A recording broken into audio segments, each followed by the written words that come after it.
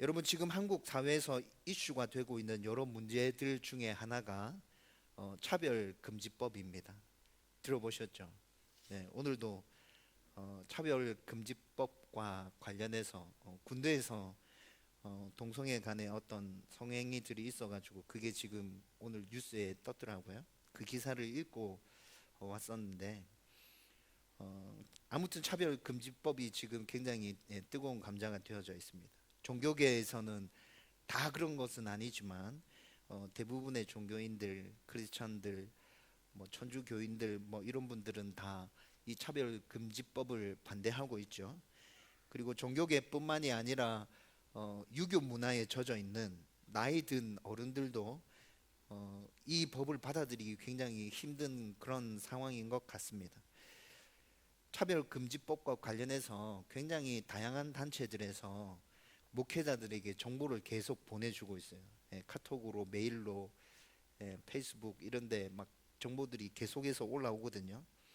그런데 이 정보들을 자세히 읽다 보면 정죄하고 동성애자들을 구분해서 격리시키려고 한다는 느낌을 받게 됩니다. 동성애자들은 사회의 악이고 그리고 존재 가치가 없는 사람으로 치부되고 있다는 느낌을 받습니다. 그리고 그 정보들을 보면 무조건 차별금지, 차별금지법을 저지시켜야 한다는 느낌을 아주 강하게 받아요.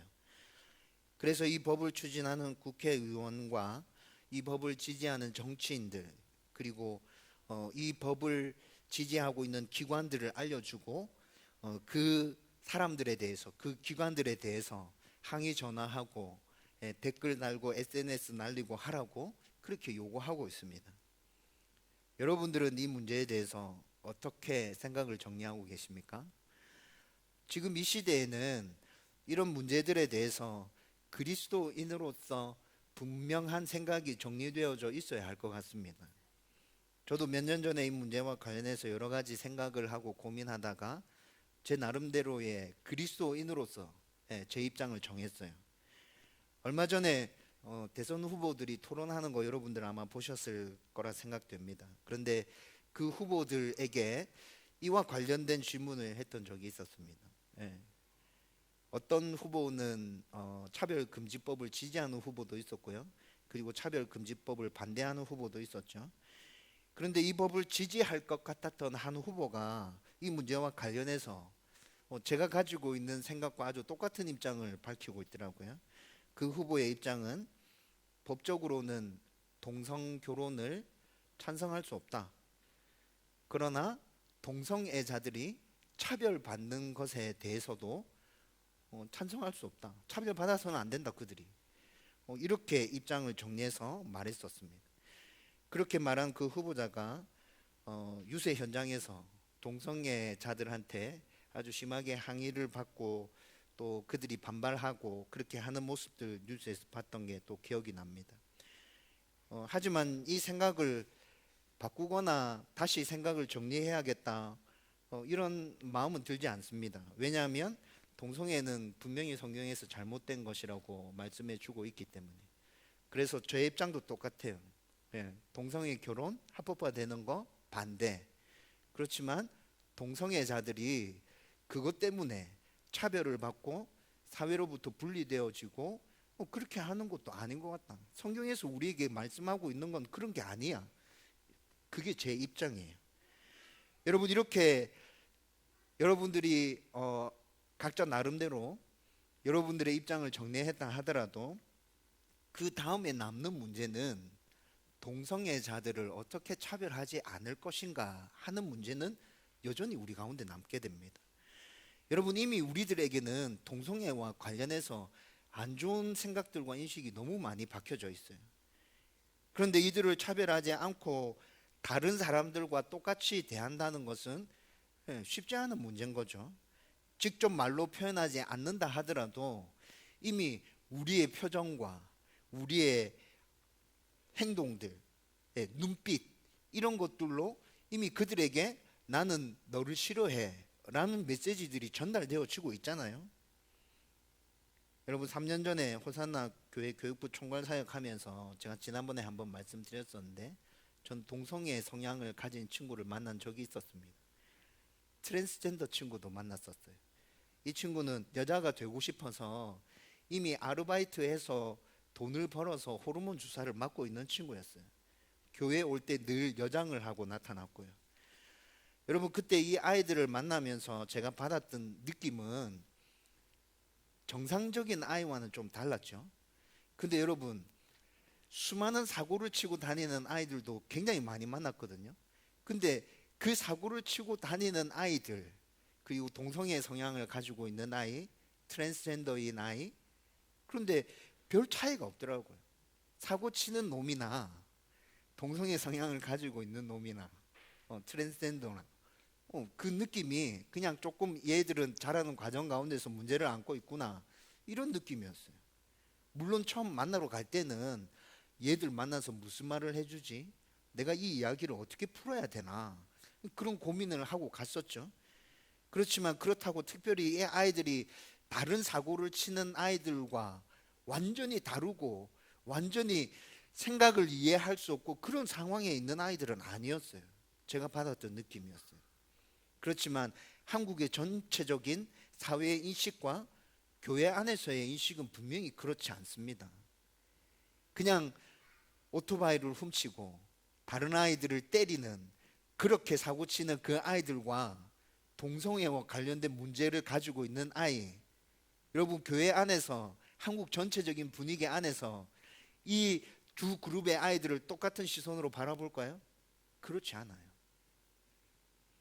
이것에 대한 각자의 생각을 잘 정리하고 있어야 우리는 동성애에 대한 입장을 우리 삶 가운데서 분명히 우리 입장을 표명하면서 그렇게 우리는 실천해서 살아갈 수 있게 될 것이라고요. 여러분, 그런데 우리 사회와 교회 안에서의 차별은 동성애 문제뿐만이 아니라 아주 광범위한 문제입니다. 부자와 가난한 자, 많이 배운 자와 배우지 못한 자, 권력이 있는 자와 권력이 없는 자 등등등, 우리 사회의 차별은 진짜 광범위하고 아주 다양하게 나타나고 있습니다. 교회 안에서도 이런 문제들이 동일하게 나타나죠. 이것은 지금뿐만이 아니라 사람이 함께 살아가는 공동체가 만들어지면서부터 시작된 문제입니다. 그래서 성경에서도 여러 가지 차별이 등장하는 것을 볼 수 있습니다. 그리고 그 차별에 대해서 하나님께서, 예수님께서 뭐라고 말씀하시는지, 어떻게 대처하시는지도 우리는 성경을 통해서 확인하게 됩니다. 여러분, 오늘 말씀도 유대인 디아스포라들 가운데 나타났던 차별과 관련된 문제를 말씀하고 있습니다. 이 말씀을 함께 나누면서 우리가 가진 차별에 대한 생각과, 그리고 우리가 회개해야 될 부분이 있다면 그것들에 대해서 우리가 회개하고, 그리고 정말 이웃을 사랑하는 그리스도인들이 되어져 가기를 주님의 이름으로 축원드립니다. 여러분, 오늘 본문 1절 말씀 한번 보십시다. 1절 말씀에서는 어떤 종류의 차별이든지 하지 말라라고 아주 분명하게 말씀해 주고 있습니다. 1절 말씀 우리 같이 읽어보십시다. 다 같이 읽습니다. 시작. 내 형제들아, 영광의 주 곧 우리 주 예수 그리스도에 대한 믿음을 너희가 가졌으니 사람을 차별하여 대하지 말라. 아멘. 여러분, 핍박을 피해서 로마 각지로 흩어진 디아스포라들은 처음에는 믿음을 지키면서 잘 살려고 했죠. 그런데 점점 시간이 지나면서 여러 가지 문제가 나타났다고 했잖아요. 그 여러 가지 문제들 중에 하나가 차별하는 문제였습니다. 그래서 야고보 사도는 차별하지 말 것에 대해서 아주 강력하게 권면하고 있습니다. 여러분, 이 말씀 잘 보면 강력하게 권면하고 있는 수준이 아니라 명령하고 있습니다. 차별하지 마라. 명령이에요. 지켜도 되고 안 지켜도 되는 것이 아니라 모든 그리스도인을 향해서 아주 엄중하게 차별하지 마라고 명령하고 있습니다. 그러면서 차별하지 말아야 하는 이유에 대해서도 정확하게 언급해 주고 있습니다. 영광의 주 곧 우리 주 예수 그리스도에 대한 믿음을 너희가 가졌으니 라고 말씀하고 있죠. 여러분, 우리는 무조건적인 하나님의 은혜로 말미암아서 하나님의 자녀 되었지 않습니까?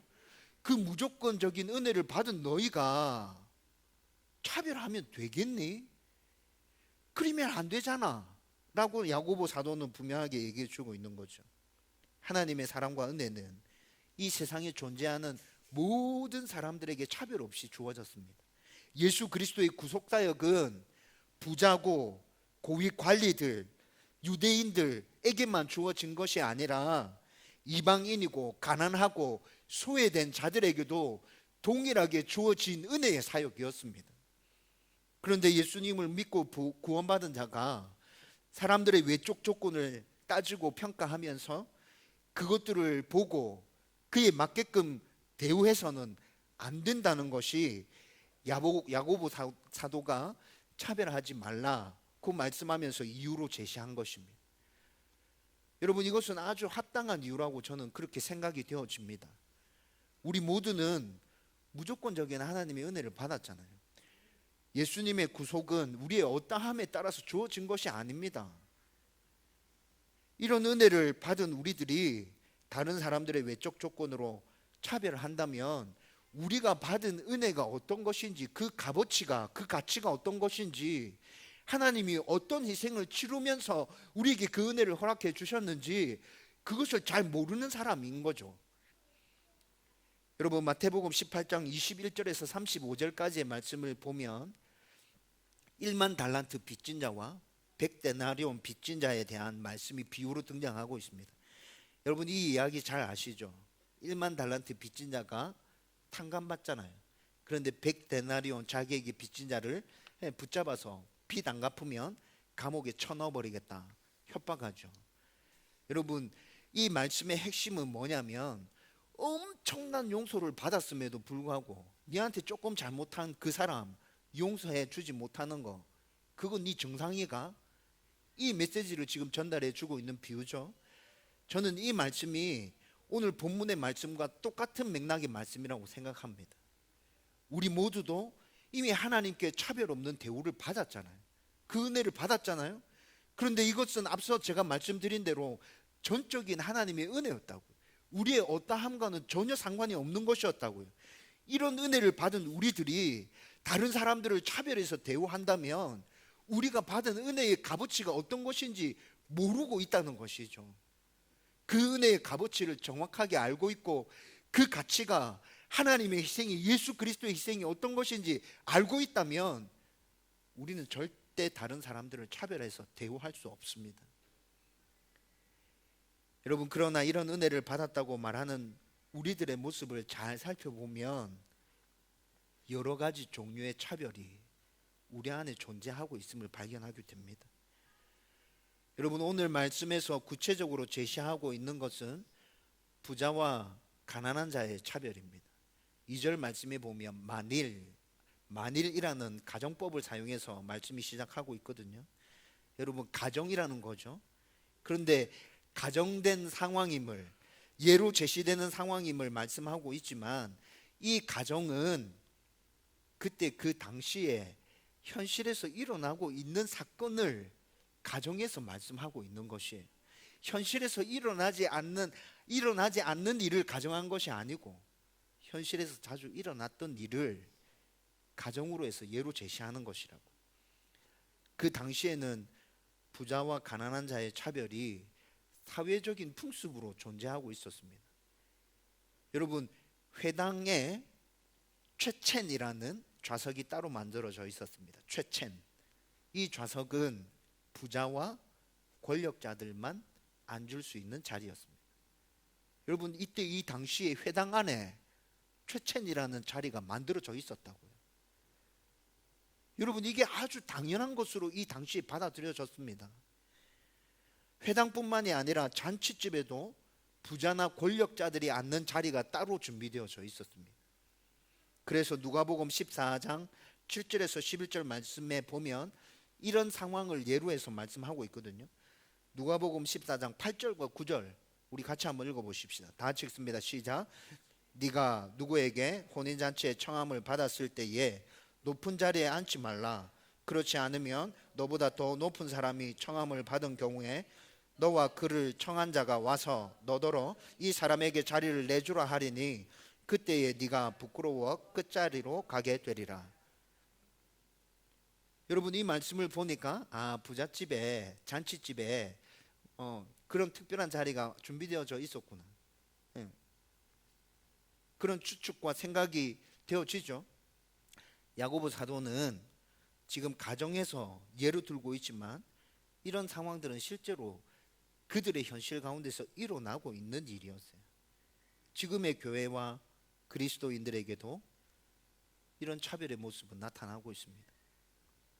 부자와 가난한 자의 차별, 많이 배운 자와 배우지 못한 자의 차별, 좋은 직업을 가진 자와 그렇지 못한 자의 차별, 권력을 가진 자와 그렇지 못한 자의 차별.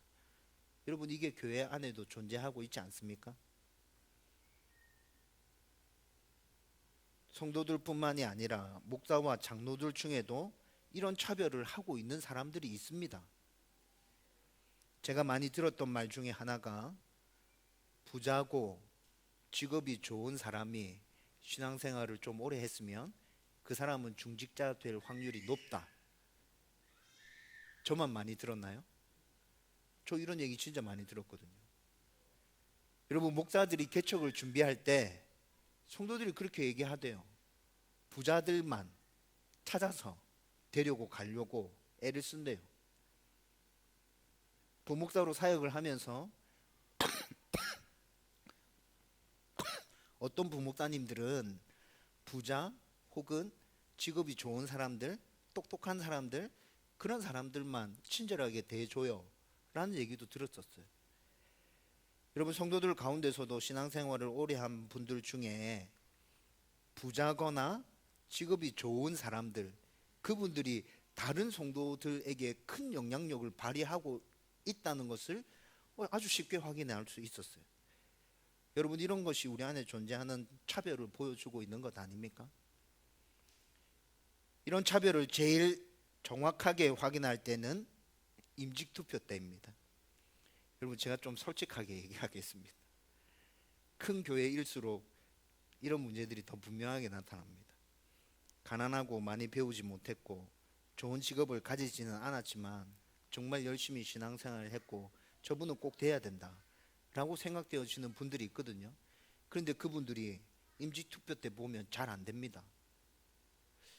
제가 생각하기로 저분 왜 안 됐을까 혼자 생각하고 있죠. 근데 여러분, 성도들 중에 목사님 저분 왜 안 됐죠? 물어보는 성도들이 있었습니다. 반면에 부자고 직업이 좋고 많이 배운 분들 중에 제가 생각하기에 저분은 아직 좀 더 기다려야 되는 것 같다, 이런 것 같다, 좀 더 성숙해져야 되는 것 같다 생각한 분들이 있었는데 임직투표할 때 그분들이 되더라고요. 저분들이 어떻게 됐을까? 혼자 그렇게 생각했는데 어떤 성도분들이 또 찾아와서 묻습니다. 목사님, 그분은 왜 됐죠? 저도 몰라요. 여러분, 그런데 성도들의 그 왜라는 질문을 통해서 내가 잘못 생각한 것이 아니구나, 내가 보고 있는 것을 성도들도 같이 보고 있구나, 저분은 되어야 될 분, 저분은 조금 더 기다려야 될 분, 이렇게 보고 있음에도 불구하고 될 분들이 안 되고 아직 더 기다려야 될 것 같은 분들이 되고. 여러분, 교회 안에서 이런 일들이 왜 일어나죠? 왜 이렇게 된다고 생각하십니까? 교회 안에 있는 차별 아닙니까? 여러분, 이런 차별을 오늘 본문에서는 악한 생각으로 판단하는 것이라고 말하고 있습니다. 4절 말씀 우리 같이 읽어보십시다. 다 같이 읽습니다. 시작.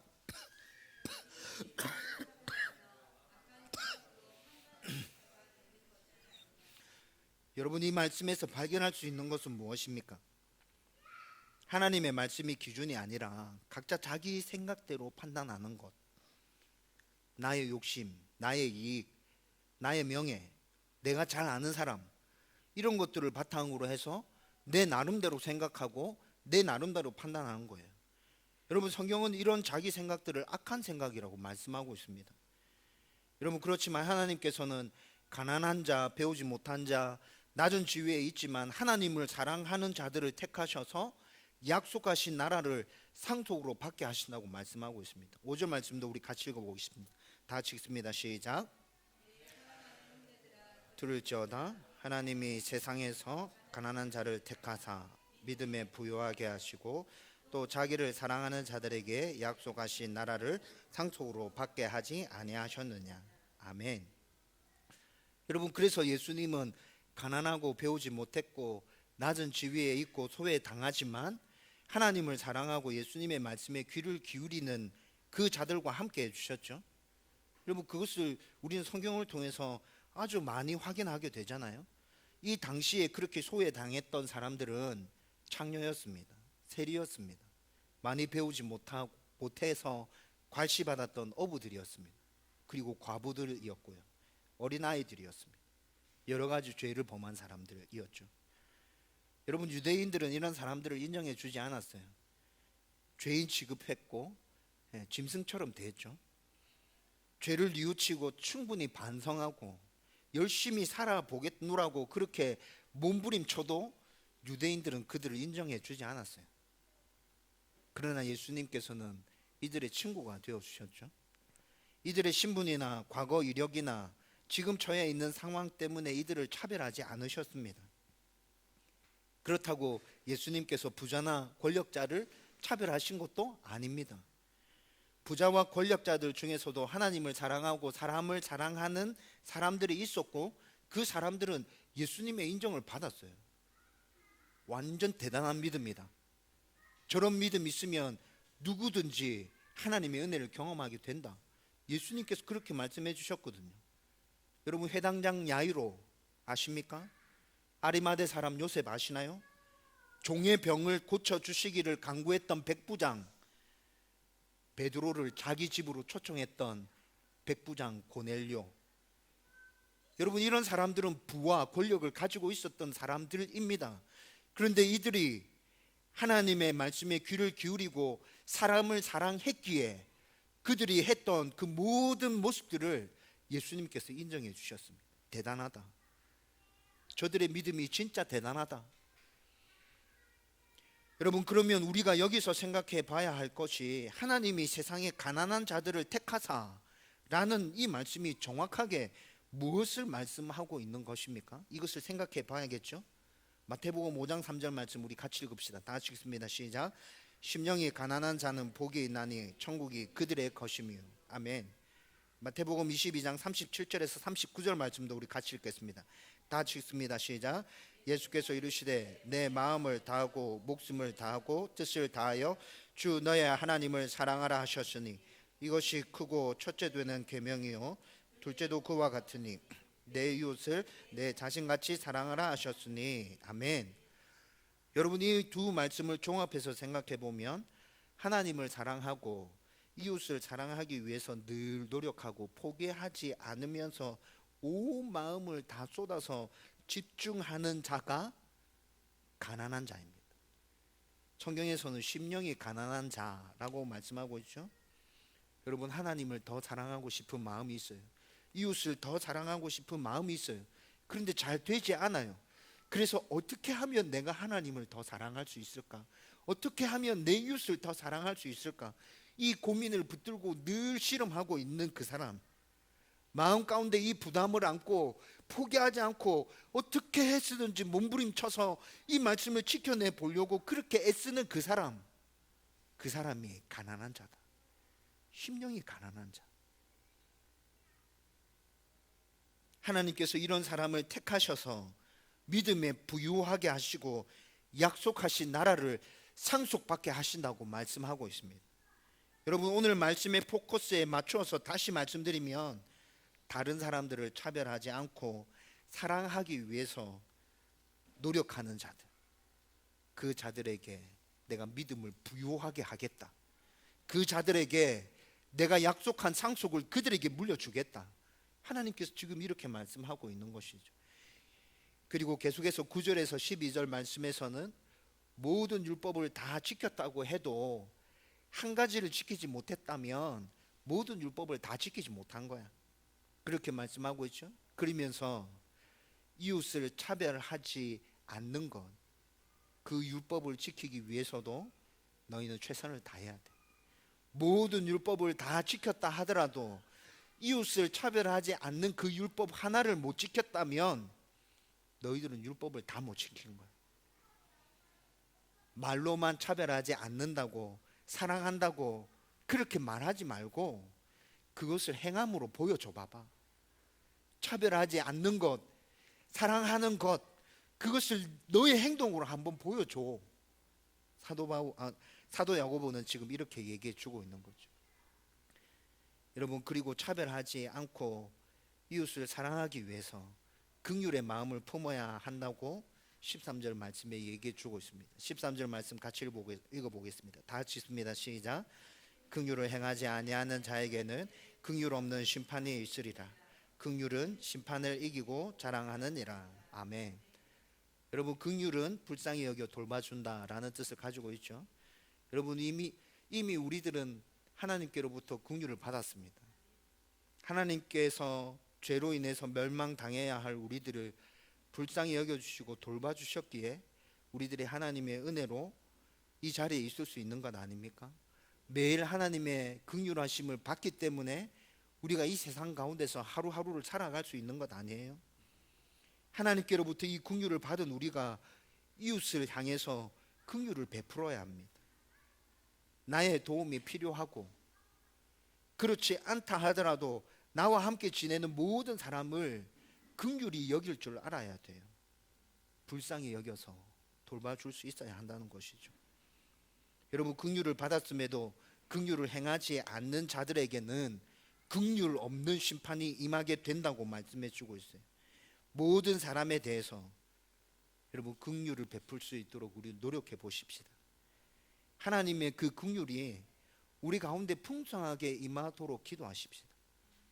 그리고 하나님의 긍휼을 더 깊이 깨달아 알기를 소망하고, 그리고 그 긍휼이 깨달아진 대로 하나님의 긍휼하심이, 나를 향한 긍휼이 이런 것이었구나, 내가 이 긍휼을 다른 사람에게도 베풀어야 되겠구나, 그렇게 행동으로 옮길 수 있게 되기를 바랍니다.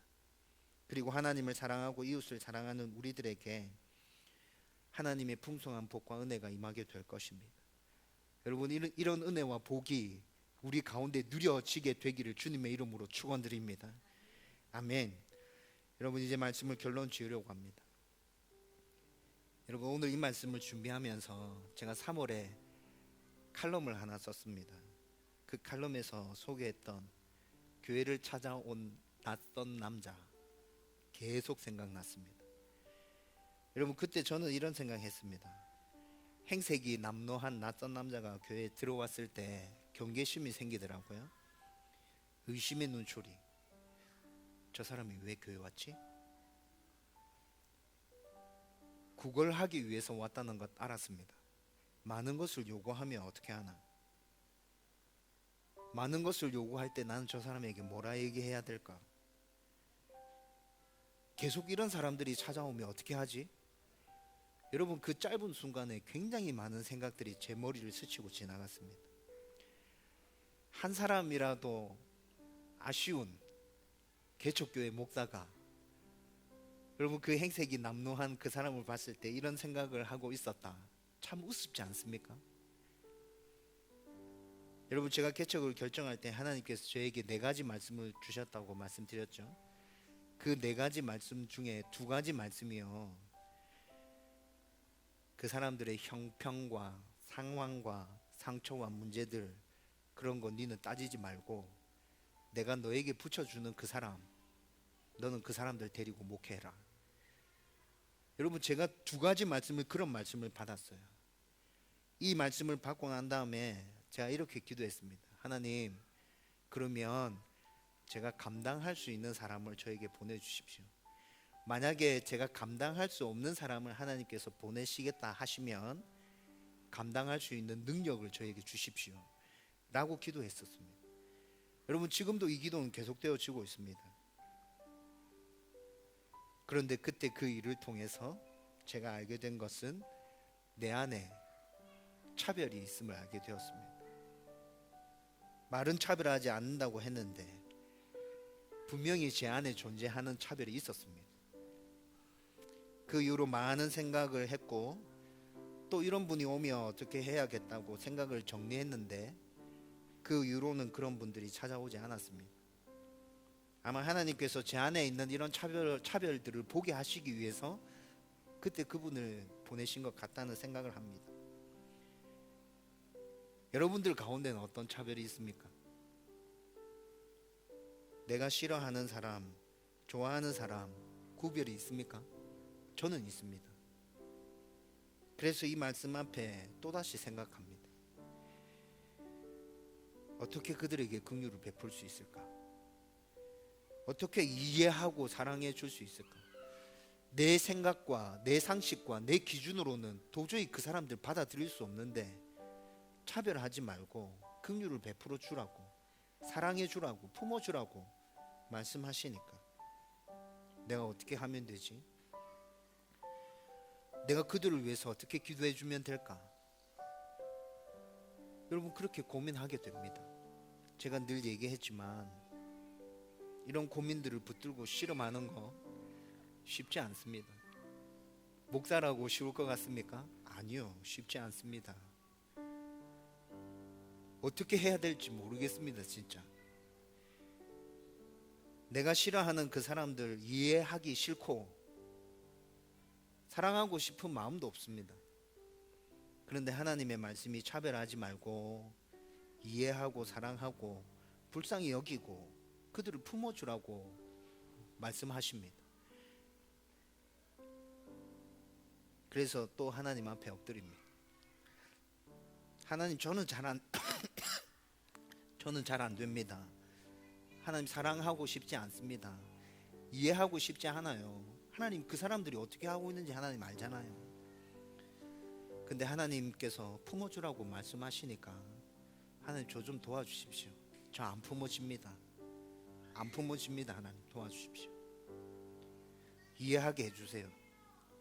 하나님, 이해가 안 된다면 그냥 그 사람들 불쌍히 여길 수 있는 마음이라도 주십시오.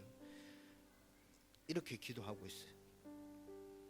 내가 하나님께 받은 그 긍휼이 어떤 것인지 깊이 깨달아지게 해주십시오. 여러분들도 각자 마음 가운데 있는 차별을 깨달을 수 있게 되기를 바랍니다. 그리고 그 차별을 뛰어넘어 하나님을 사랑하고 이웃을 사랑할 수 있는 하나님의 긍휼이 여러분들 가운데 넘쳐나게 되기를 주님의 이름으로 축원드립니다. 여러분, 하나님의 은혜와 긍휼이 우리 가운데 넘쳐나기를 간절히 기도하십시다. 내가 받은 그 긍휼의 깊이가 얼마만큼입니까? 하나님, 그 긍휼이 어떤 긍휼이죠? 제가 그 긍휼의 마음으로 내 주위에 있는 모든 사람들 다 끌어안고 다 품을 수 있도록 하나님 도와주세요. 여러분, 이렇게 누구든지 차별 없이 내 주위에 있는 사람들을 대하는 그 사람에게 하나님의 은혜와 복이 임하게 될 것입니다. 이 하나님의 은혜와 복이 저와 여러분들의 은혜와 복이 되기를 주님의 이름으로 간절히 축원드립니다.